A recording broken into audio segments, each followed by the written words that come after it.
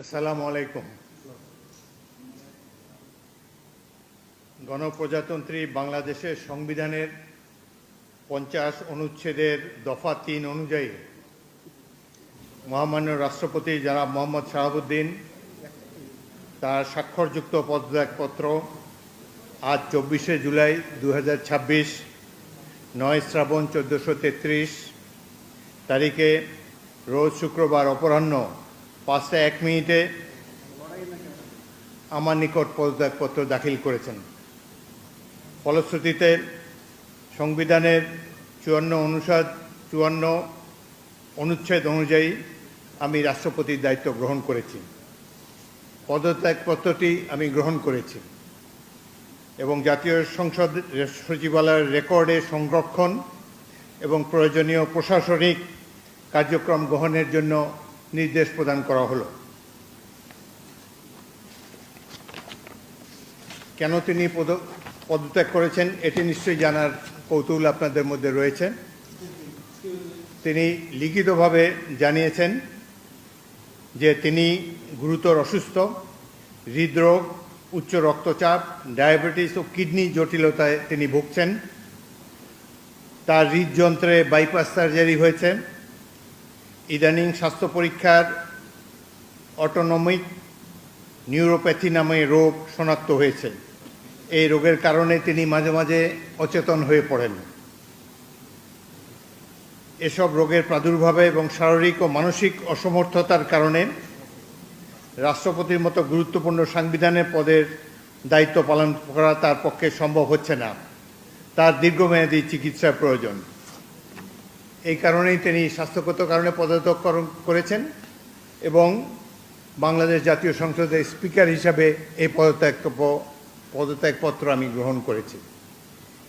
সংবিধানে ইতিমধ্যে আপনারা জানেন যেদিন আমি স্পিকার হিসাবে শপথ নিয়েছি সেই দিনই ভারপ্রাপ্ত রাষ্ট্রপতি হিসেবেও শপথ নিয়েছি যদি প্রয়োজন হয়।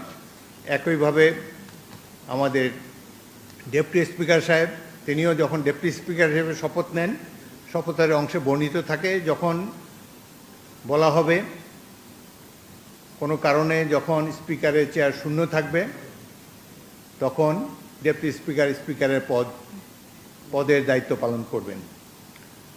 সুতরাং আজকে বাংলাদেশের নানা ধরনের কথাবার্তা আমি দুপুরে এসেই শুনছি। দেখা গেল যে এটি প্রকৃত, তিনি শারীরিক অসামর্থ্যের কারণে পদত্যাগ করেছেন। আমি তার মঙ্গল এবং সুস্বাস্থ্য কামনা করি এবং আমার মনে হয় তিনি মাফিয়া সরকারের আমলে নির্বাচিত হলেও বর্তমানে জনগণের ভোটে যে সরকার নির্বাচিত হয়েছে তার প্রতি তিনি সমর্থন এবং শ্রদ্ধা প্রকাশ করেছেন সবসময়। আমি তার মঙ্গল কামনা করি। আপনাদের সবাইকে ধন্যবাদ।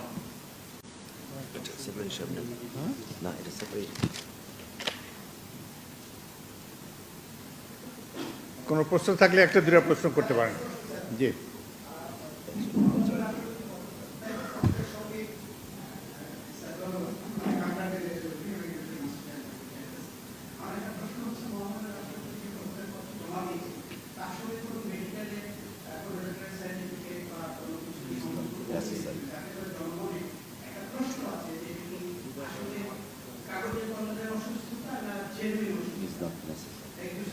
আচ্ছা শোনেন, বাংলাদেশের রাষ্ট্রপতির পদত্যাগ একটি গুরুতর ঘটনা। এর সাথে দেশের ভালো মন্দও জড়িত। রাষ্ট্রপতি একজন মানুষ, তিনি অসুস্থ হতেই পারেন এবং তিনি রোগেরও নাম প্রকাশ করেছেন, লিখিতভাবে জানিয়েছেন তিনি কি রোগে ভুগছেন এবং মাঝে মাঝে তিনি অচেতন হয়ে পড়েন। এর জন্য ডাক্তারের সার্টিফিকেটের কোনো প্রয়োজন নাই, যিনি যেখানে নিজেই এটি দাবি করেছেন। সুতরাং আমরা আশা করি এই পদত্যাগের ফলে সকল ধোঁয়াশা পরিষ্কার হলো, কোনো ধরনের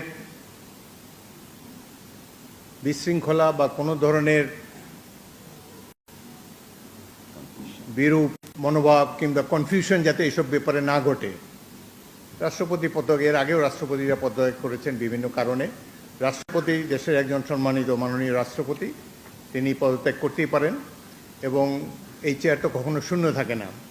এবং আমি জাতীয় সংসদের স্পিকার হিসাবে এই পদত্যাগপত্র গ্রহণ করেছি। এটি হলো বাস্তবতা। আশা করি সকল ধরনের কনফিউশন এখন থেকে দূর হয়ে যাবে। আপনাদের সবাইকে অসংখ্য ধন্যবাদ। এই ধরনের প্রশ্ন করবেন না ভাই, কোনো কনফিউশন ক্রিয়েট করবেন না। দেখেন, এক minute please listen to me. আপনারা আমাকে স্পিকার হিসাবেও দেখেছেন, এর আগেও 40 বছর ধরে রাজনীতি করছি, আমি সরাসরি কথা বলতে অভ্যস্ত। সুতরাং কনস্ট্রাকটিভ কথা বলা ভালো। আমি তো প্রশংসাই করলাম তার। তিনি রিজাইন করেছেন স্বাস্থ্যগত কারণে, কি রোগের কথা তিনি বলেছেন, কিভাবে তিনি আমাদের কাছে দিয়ে সেটাই জেনেছি। এরপরে এটার মধ্যে তো আর অন্য কোনো কিছু নেই। যে বলেন, একজন মহিলা বলেন,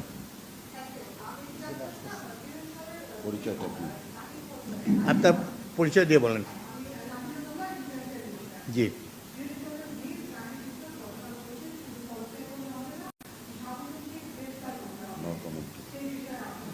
এ ব্যাপারে আমার কোনো মন্তব্য নাই। একটি গুরুতর সলেম অকেশন, দেশের রাষ্ট্রপতি পদত্যাগ করেছেন। Let us do justice to him. Thank you very much.